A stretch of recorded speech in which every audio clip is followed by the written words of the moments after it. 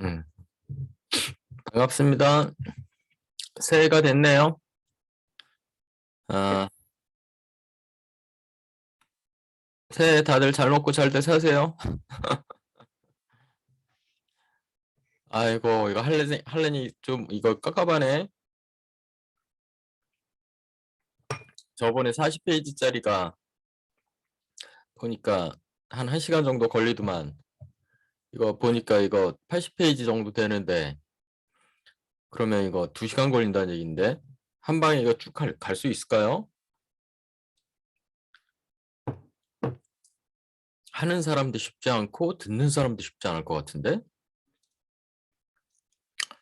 아휴, 그래도 어떻게 되나 한번 해봅시다. 뭐 해보다 뭐 안 되면 뭐 중간에 한번 끊고 다시 뭐 가든가 하면 되겠죠 뭐. 듣는 사람들도 힘들고 뭐 하는 사람들도 힘들고 그러면 뭐 1시간 정도에서 끊어야죠 뭐. 근데 읽다가 끊을 수 없을 정도로 재밌다. 이거는 뭐 1시간 한 대 정도는 담배를 피고 와야 되는데 그렇게 할 필요가 없을 정도로 막 빠져든다. 그러면 뭐 한 방에 갈 수도 있겠죠. 하여간 뭐 긴 얘기할 필요 없고요. 이렇게 들어봅시다. 앨리스 먼로 1997 7월이 준, 줄라이, 메이, 준, 줄라이, 오거스트, 줄라이겠죠? 줄라이 30th, 퀸이 98년도에 발표한 작품이고요. 이게 어디에 있는 거더라? 이걸 써놨어야 되는데. 그러니까 뭐 찾아봅시다. 나중에 그 올릴 때 파일 올릴 때는 한번 그것도 같이 올려볼게요. 시작하겠습니다. Queenie said, maybe you better stop calling me dad. And I said, what? Stan doesn't like it, she said, Queenie. It was a worse surprise to me to hear her say Stan than to have her tell me to call her by her right name, which was Lena. But I could hardly expect her to go on calling him Mr. Vorgilla, now that they were married and had been for nearly 2 years. During that time, I hadn't seen her, and for a moment, when I saw her in the group of people waiting for the train at Union Station, I hadn't recognized her. Her hair was dyed black and puffed up around her face, in whatever style it was that in those days succeeded the beehive. Its beautiful contour of color, gold on top and dark underneath, as well as its silky length, was forever lost. She wore a yellow print dress that skimmed her body and ended inches above her knees. The Cleopatra lines drawn heavily around her eyes and the purplish shadow made her eyes seem smaller, not larger, as if they were deliberately hiding. She had pierced her ears now, gold hoops swinging from them. I hadn't known what to say to her. I saw her look at me with some surprise as well. I tried to be bold and easygoing. I said, "Is there a dress or fur around your bun?" She laughed and I said, "Was it ever hot on the train? I'm sweating like a pig." I could hear my own loud voice, as twangy and vulgar as bats, sweating like a pig. Now, on the streetcar going to Lena's place, I couldn't stop the stupidity. I said, "Are we still downtown?" The high buildings had been quickly left behind, but I didn't think you could call this area residential. The same thing went on over and over again. A dry cleaner, a florist, a grocery store, a restaurant. Boxes of fruit and vegetables out on the sidewalk, signs for dentists and dressmakers, and plumbing suppliers in the second-story windows. Hardly a building higher than that, hardly a tree. "It's not the real downtown," said Queenie. Remember, I showed you where Simpson's was, where we got on the streetcar. That's the rear. So, are we nearly there? I said. She said, we got a ways to go yet. Then she said, wait, Stan doesn't like me saying ways either. The trouble with Queenie, he says it reminds him of a horse. The repetition of things, or maybe the heat, was making me feel anxious and slightly sick.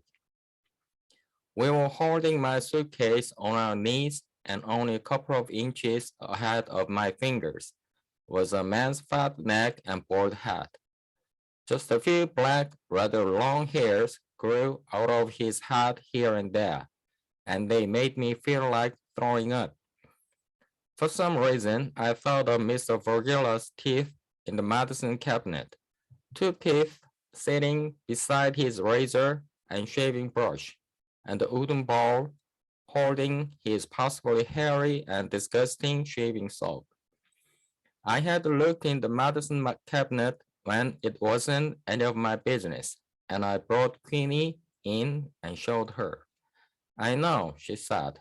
It's his bridge. Why isn't he wearing them?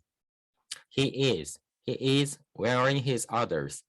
These are his spares. Yep, I said. Aren't they yellow? Shut up, said Queenie, but she was laughing. Mrs. Fogula was lying on the dining room couch with her eyes shut, but maybe not sleeping. What he doesn't like about Queenie, Queen said, is he says it reminds him of a horse. When we got off the streetcar at last, we had to walk up a steep hill, trying awkwardly to share the weight of the suitcase. The houses were not quite all the same, though, at first. They looked like it. Some of the roofs came down over the walls like caps, or else the whole second story was like a roof covered in shingles. The shingles were dark green or maroon or brown. The porches came to within a few feet of the sidewalk, and the spaces between the houses seemed narrow enough for people to reach out the side windows and shake hands. Children were playing on the sidewalk, but Queenie took no more notice of them than if they were birds pecking on the cracks. A very fat man, naked from the waist up, sat on his front staring at us in such a fixed and gloomy way that I was sure he had something to say to us. But Queenie marched on past him. She turned in part way up the hill, following a gravel path between some garbage tins. Out of an upstairs window, a woman called something that I found unintelligible. Queenie called back, it's just my sister. She's visiting. Our landlady, she said. They live in the front and upstairs. They're Greeks. She doesn't speak hardly any English. It turned out that Queenie and Mr. Vorgila shared a bathroom with the Greeks. You took your drawer of toilet paper with you. If you forgot, there wasn't any. I had to go in there at once because I was menstruating heavily and had to change my pad. For years afterwards, the sight of certain city streets on hot days, certain shades of brown brick and dark painted shingles, and the noise of streetcars would bring back to me the memory of cramps low in the belly, waves of flushing, bodily leakage, and confusion. There was one bedroom where Queenie slept with Mr. Vogela, and another bedroom turned into a small living room, and a narrow kitchen, and a sun porch. The cot in the sun porch was where I was to sleep. Close outside the windows, the landlord and another man were fixing a motorcycle. The smell of oil, of metal, and machinery mixed with the smell of ripe tomatoes in the sun. There was a radio blaring music out of an upstairs window. One thing Stan can't stand, said Queenie, that radio. She pulled the flowered curtains close, but the noise and sun still came through. I wish I could afford it lining, she said. I had the old pot wrapped up in toilet paper in my hand. She brought me a paper bag and directed me to the outdoor garbage pail. Every one of them, she said, out there right away. You won't forget, will you? I still tried to be nonchalant and act as if I felt welcome. I need to get a nice cool dress like yours, I said. Maybe I could make you one, said Queenie with her head in the fridge. I want a Coke, do you? I just go to this place, they sell remnant. I made this whole dress for around $3. What size are you now, anyway? 14, I said. But I'm trying to lose. Still, we could maybe find something. I'm going to marry a lady that has a little girl about your age, my father has said. And this little girl has not got any father. So you have to promise me one thing, and that is that you'll never tease her or say anything mean to her about that. There will be times when you may get in a fight and disagree with each other the way sisters do, but that is one thing you never must say. And if other kids say it, you never take their side. For the sake of argument, I said that I did not have a mother, and nobody said anything mean to me. My father said, that's different. He was wrong about everything. We did not seem anywhere near the same age, because Queenie was 9 when my father married Beth, and I was 6. Though later, after I had skipped a grade and Queenie had failed one, we came closer together in school, and I never knew anyone to try to be mean to Queenie. She was somebody everybody wanted to be friends with. She was chosen first for baseball team, even though she was a careless baseball player, and first for spelling team, though she was a poor speller. Also, she and I did not get into fights, not once. She showed plenty of kindness towards me, and I had plenty of admiration for her. I would have worshipped her for her dark golden hair and her sleepy-looking dark eyes, and her giggly, easygoing confidence, even if she had not been kind. But for a pretty girl, she had an extraordinarily sweet nature. As soon as I woke up on the morning of Queenie's disappearance, that morning in early winter, I felt her absence. It was still dark, between 6 and 7 o'clock. The house was cold. I pulled on the big woolly brown bathrobe that Queenie and I shared. We called it Buffalo beer, and whichever of us got out of bed first in the morning would grab it. A mystery where it came from. Maybe a friend of Beth's before she married your dad, Queenie said. But don't say anything. She'd kill me.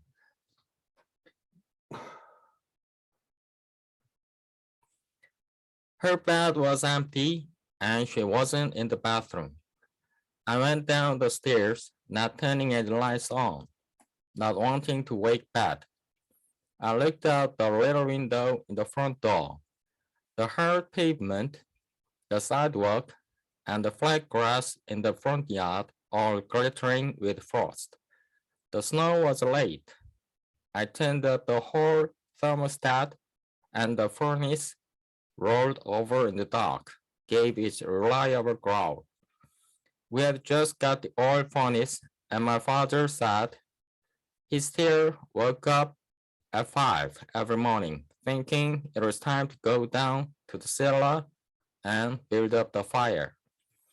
My father slept in what had been a pantry off the kitchen. He had an iron bed and a broken-backed chair. He kept his stack of old National Geographics on to read when he couldn't sleep.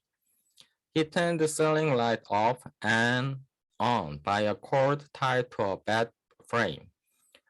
This whole arrangement seemed to me quite natural and proper for the man of the house, the father. He should sleep like a sentry with a coarse blanket for cover and an unhousebroken smell about him of engines and tobacco, reading and wakeful till all hours and alert all through his sleep. Even so, he hadn't heard Queenie. He said she must be somewhere in the house. Did you look in the bathroom? I said, she's not there. Maybe in with your mother. Case of the heebie-jeebies. My father called it the heebie-jeebies when Beth woke up and didn't quite wake up from a bad dream. She'd come blundering out of her room, unable to say what had frightened her, and Queenie had to be the one to guide her back to bed. Queenie would curl against her back, making comforting noises like a puppy lapping milk, and Beth did not remember anything in the morning. I had turned the kitchen lights on. I didn't want to wake her. I said, Beth. I looked at the rusty-bottomed bread tin, swiped too often by the dishcloth, and the pots sitting on the stove. Wash it, but not put away, and the model supplied by the Fairholme Dairy. The Lord is the heart of our house. All these things stupidly waiting for the day to begin, and not knowing that it had been hollowed out by catastrophe. The door to the side porch had been unlocked. Somebody came in, I said. Somebody came in and took Queenie. My father came out with his trousers on over his long underwear. Beth was sleeping downstairs in her slippers and her chenille robe, flicking on lights as she came. Queenie not in with you? My father said. To me, he said. The door had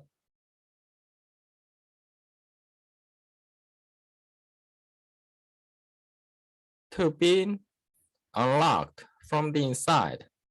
But I said, what's this about Queenie? She might just have felt like a walk. My father said, but ignored this. She had a mask of some pink stuff dried on her face. She never sold any cosmetic she had not tried on herself.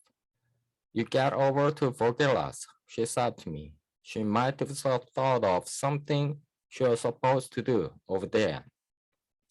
This was a week or so after Mrs. Vorgila's funeral, but Queenie had kept on working there, helping to box up dishes and linens so that Mr. Vorgila could move into an apartment. He had the Christmas concerts to get ready for and could not do all the packing himself, but wanted Queenie to just quit so that she could get taken on for Christmas help at one of the stores.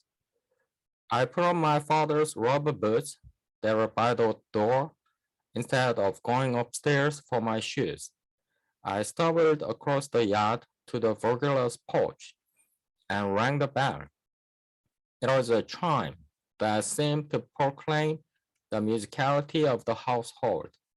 I hugged Buffalo Bill tight around me and prayed, oh, Queenie, Queenie, turn the lights on. I forgot that if Queenie was working in there, the lights would be on already. No answer. I pounded on the wood. Mr. Vergilla was going to be in a bad temper when I finally woke up. I pressed my head to the door, listening for stirrings. Mr. Vergilla, Mr. Vergilla, I'm sorry to wake you. Mr. Vergilla, is anybody home? A window was heaved up in the house on the other side of the Vergillas. Mr. Harvey, an old bachelor, lived there with his sister. Use your eyes, Mr. Harvey called down. Look in the driveway. Mr. Vergilla's car was gone. Mr. Harvey slammed down the window. When I opened my kitchen door, our kitchen door, I saw my father and Beth sitting at the table with cups of tea in front of them. For a minute, I thought that order had been restored. There had been a phone call, perhaps, with some pacifying news. Mr. Vergilla isn't there, I said. His car's gone. Oh, we know that, Beth said. We know all about that. My father said. Look at here, and pushed a piece of paper across the table.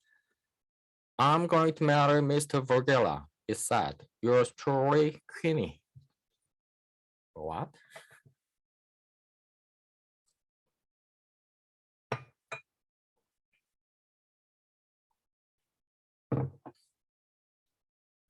Underneath the sugar bowl, said my father. Beth dropped her spoon. I want him prosecuted, she shouted. I want her in a reform school. I want the police. My father said, she is 18 years old and she can get married if she wants to. The police aren't going to set up a roadblock. Who says they're on the road? They're shacked up in some motel. They're full of a girl and a bug-eyed picker ass. Talk like that is going to bring her back. I don't want her back. Not if she comes crawling. She's made her bed, and she can lie in it with her bug-eyed bugger. You can screw her in the ear for all I care, my father said. That's enough. Queenie brought me a couple of 222s to take with my Coke. That's amazing how your cramps clear up, she said. It's a benefit of being married. Your dad went and told you, she said. He told you about it. When I told my father I wanted to get a summer job before entering teachers college in the fall, he has said that maybe I should go to Toronto and look up Queenie. He told me that she had written to him in care of his trucking business, asking if he could let them have some money to tide them over the winter. I had never had to write to him, Queenie said, if Stan hadn't got sick last year with pneumonia. I said, it was the first. I knew where you were. Tears came into my eyes. I didn't know why, but I felt so happy when I found out, so lonely before I found out, because I wish it right now that she'd say, of course, I always meant to get in touch with you, and she didn't say it. Beth doesn't know, I said. She thinks I'm on my own. I hope not, Queenie said. I hope she doesn't know. I had a lot of things to tell her about home. I told her that the trucking farm had gone from 3 acres to a dozen, and that Beth had bought a muskrat coat and expanded her business, holding beauty clinics now in our house. She had fixed over the room where my father used to sleep for these purposes, and he had moved his coat and the National Geographic to his office. On Air Force billet, he had towed to the trucking yard. Sitting at the kitchen table, studying for my senior metric, I had listened to Beth say, "A skin this delicate. You should never go near it with a washcloth prior to loading up some raw-faced woman with lotions and creams." And sometimes, in a no less intense but less hopeful tone, "I'm telling you, I had Eva living right next door to me, and I never suspected it." "Because you don't, do you?" "I always think the best of people, right up till they kick me between the eyes. Never the words bugger, screwed, greasy prick used in private." "That's right," the customer would say. "I'm the same." Or, "You think you know what sorrow is, but you don't know half." Then she'd come back from seeing the woman to the door and say, "Touch your face in the dark, and you'd never know the difference from sandpaper. What can I do?" Queenie didn't seem interested in hearing about those things, and there was not much time anyway. Before we had finished our cokes, there were quick hard stops on the gravel, and Mr. Vogela came into the kitchen. "So, look who's here," cried Queenie. She half got up, as if to touch him, but he veered toward the sink.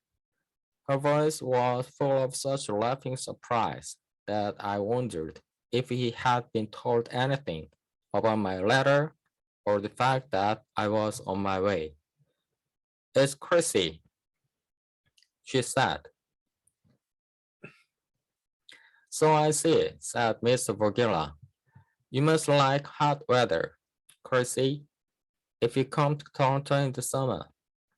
"She's going to look for a job," said Queenie. "And do you have some qualifications?" Mr. Vogela said. "Do you have qualifications for finding a job in Toronto?" Queenie said. "She's got her senior metric." "Well, let's hope that's good enough," said Mr. Vogela. He ran a glass of water and drank it all down, standing with his back to us, exactly as he used to do when Mrs. Vogela and Queenie and I were sitting at the kitchen table in that other house, the Vogela's house next door. Mr. Vogela would come in from a practice somewhere, or he would be taking a break from teaching a piano lesson in the front room. At the sound of his steps, Mrs. Vogela would have given us a warning smile, and we all looked down at our scribble letters, giving him the option of noticing us or not. Sometimes he didn't. The opening of the cupboard, the turning of the tap, the setting of the glass down on the counter were like a series of little explosions, as if he dared anybody to breathe while he was there. When he taught us music at school, it was just the same. He came into the classroom with the step of a man who had not a minute to lose, and he rapped the pointer once, and it was time to start. Up and down the aisles, he strutted with his ears cocked, his bulgy blue eyes alert, his expression tense and quarrelsome. At any moment, he might stop by your desk to listen to your singing, to see if you're faking or out of tune. Then he'd bring his head slowly down, his eyes bulging into yours, and his hands working to shush the others' voices, to bring you to your shame.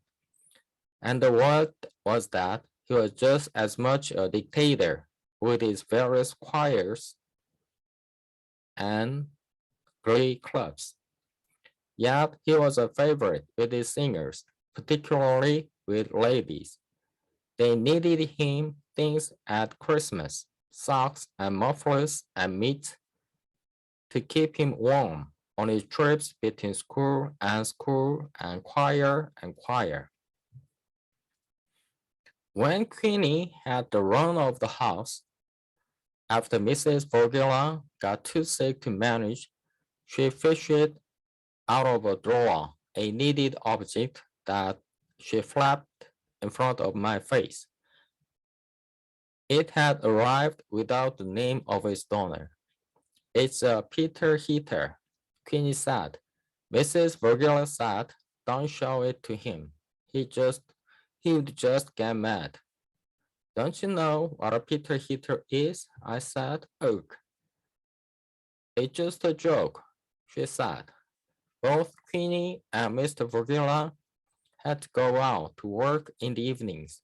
Mr. Virgila played the piano in a restaurant. He wore a tuxedo. And Queenie's had a job selling tickets in a movie theater. The theater was just a few blocks away, so I walked there with her.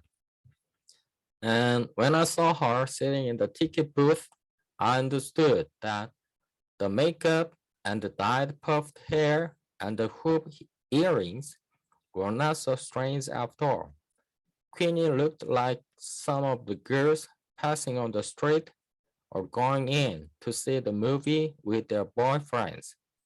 And she looked very much like some of the girls portrayed in the posters that surrounded her. She looked to be connected to the world of drama, of heated love affairs and dangers that was being depicted inside on the screen. She looked, in my father's words, as if she didn't have to take a back seat to anybody. Why don't you just wander around for a while? She had said to me, but I felt conspicuous. I couldn't imagine sitting in a cafe, drinking coffee and advertising to the world that I had nothing to do and no place to go, or going into a store and trying on clothes that I had no hope of buying. I climbed the hill again. I waved hello to the Greek woman, calling out her window. I let myself in with Queenie's key. I sat on the cot in the sun porch. There was nowhere to hang up the clothes I had brought, and I thought it might not be such a good idea to unpack anyway. Mr. Vergilla might not like to see any sign that I was staying.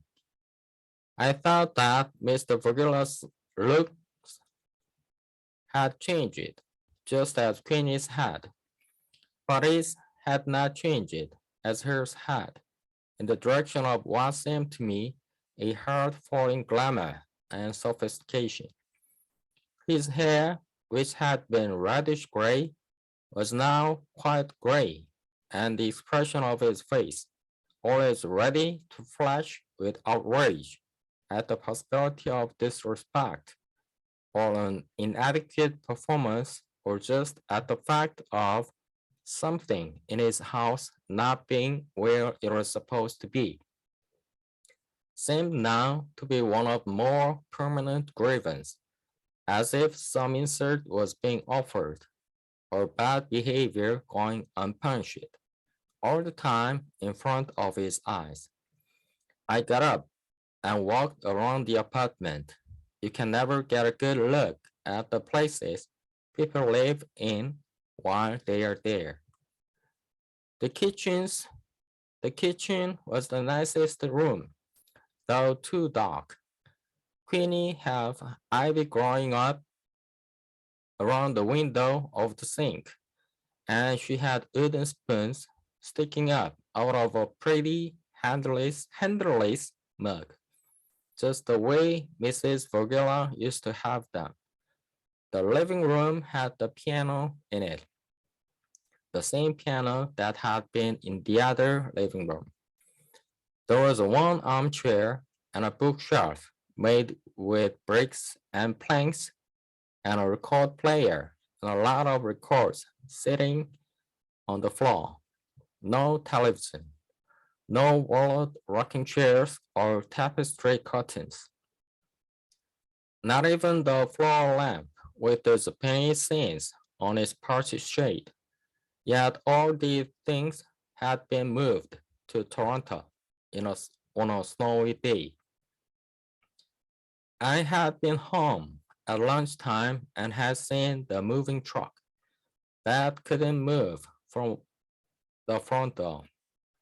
Finally, she forgot all the dignity she usually liked to show to strangers and opened the door and yelled at the moving man. You go back to Toronto and tell him if he ever shows his face around here again, he'll wish he hadn't. The moving man waved cheerfully as if they were used to scenes like this, and maybe they were. Moving furniture must expose you to a lot of renting and raising. But where had everything gone? Sold, I thought. It must have been sold. My father had said that it sounded as if Mr.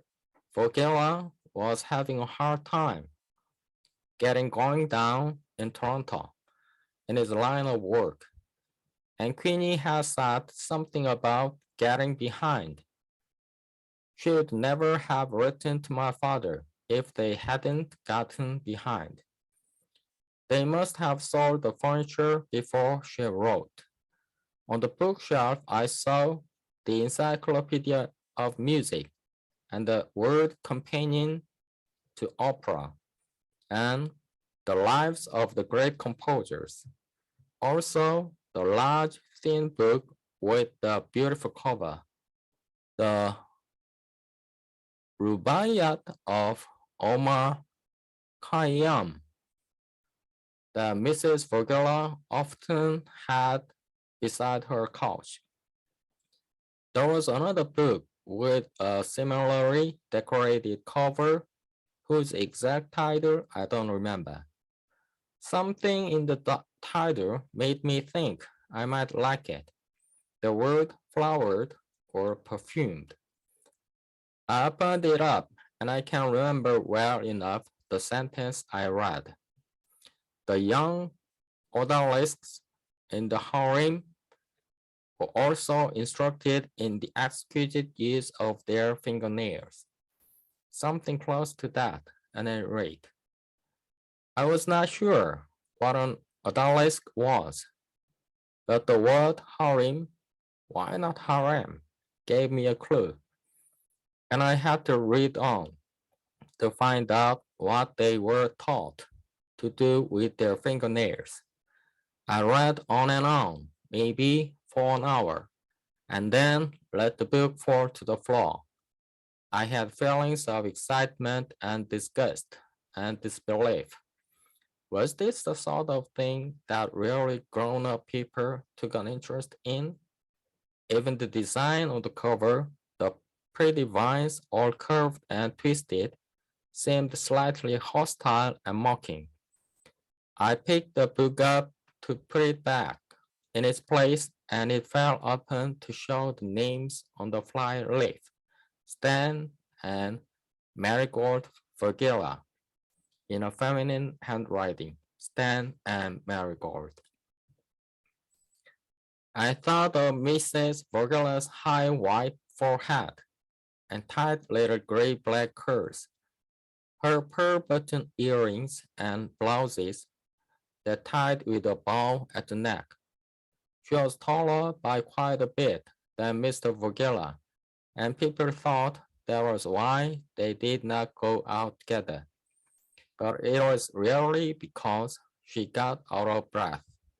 She got out of breath walking upstairs and hanging the clothes on the line.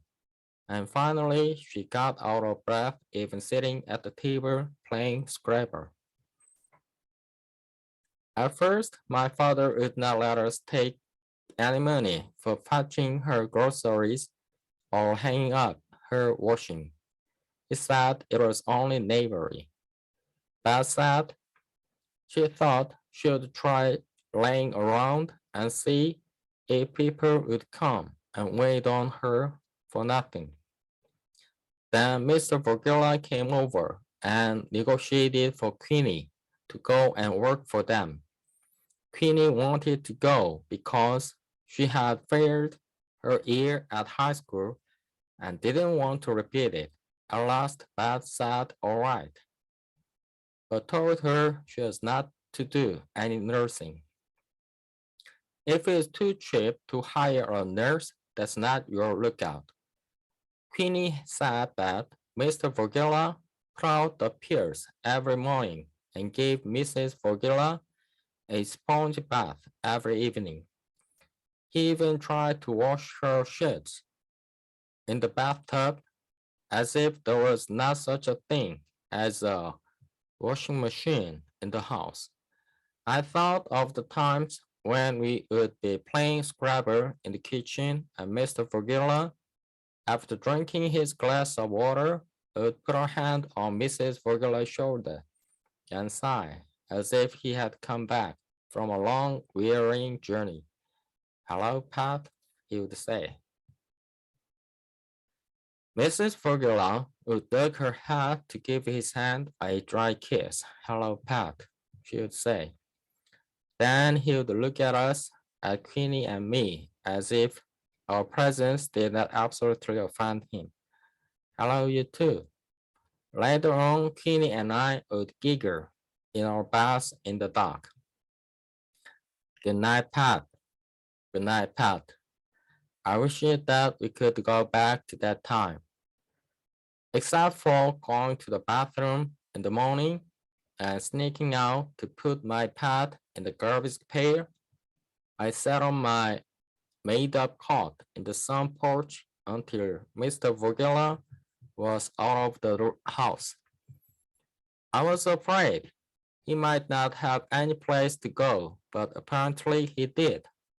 As soon as he was gone, Queenie called to me. She had set out a peeled orange and cornflakes and coffee. And here's the paper, she said. I was looking at the help wanted. First thought, I want to do something with your hair. I want to cut some off the back, and I want to do it up in rollers. Okay with you? I said okay, even while I was eating Queenie kept circling me and looking at me, trying to work out her idea. Then she got me up on a stool. I was still drinking my coffee, and she began to comb and snip. What kind of a job are we looking for now? She said. I saw one at a dry cleaner's at the counter. How would that be? I said. That'll be fine. I was still planning on being a school teacher, she said. I said I didn't know. I had an idea that she might think that a drab sort of occupation. I think you should be. We're smart enough. Teachers get paid more. They get paid more than people like me. You've got more independence. But it was all right, she said, working at the movie theater. She had got the job a month or so before last Christmas, and she was really happy then because she had her own money at last and could buy the ingredients for Christmas cake. And she became friends with the man who was selling Christmas trees off the back of a truck. He let her have one for 50 cents, and she held it up the hill herself. She hung streamers of red and green crepe paper, which was cheap. She made some ornaments out of silver foil on cardboard and bought others on the day before Christmas when they went on sale in the drugstore. She made cookies and hung them on the tree. as she had seen in a magazine. It was a European custom. She wanted to have a party, but she didn't know who to ask. There were the Greek people and Stan had a couple of friends. Then she got the idea of asking his students. I still couldn't get used to her saying Stan. It wasn't just the reminder of her intimacy with Mr. Vorgilla. It was that, of course, but it was also the feeling it gave that she had made him up from scratch, a new person, Stan, as if there had never been a Mr. Vorgilla that we had known together, let alone a Mrs. Vorgilla in the first place. Stan's students were all adults by the time. He really preferred adults to school children, so they didn't have to worry about the sort of games and entertainment you plan for children. They held the party on a Sunday evening because all the other evenings were taken up with Stan's work at the restaurant and Queenie's at the theater. The Greeks brought wine they had made, and some of the students brought eggnog mix and rum and sherry, and some brought records you could dance to. They had thought that Stan wouldn't have any records of that kind of music, and they were right. Queenie made sausage rolls and gingerbread, and the Greek woman brought her own kind of cookies. Everything was good. The party was a success. Queenie danced with a Chinese boy named Andrew, who had brought a record she loved. 10, 10, 10, she said, and I moved my head as directed. She laughed and said, no, no, I didn't mean you. That's the record. That's the song. It's by the Birds. 10, 10, 10, she sang. To everything, there is a season. Andrew was a dentistry student, but wanted to learn to play the Moonlight Sonata. Stan said that it was going to take him a long time. Andrew was patient. He told Queenie that he could not afford to go home for Christmas. His home was in northern Ontario. Okay, let's take a break. 숨찬다. 담배 한 대 피고 계속 합시다.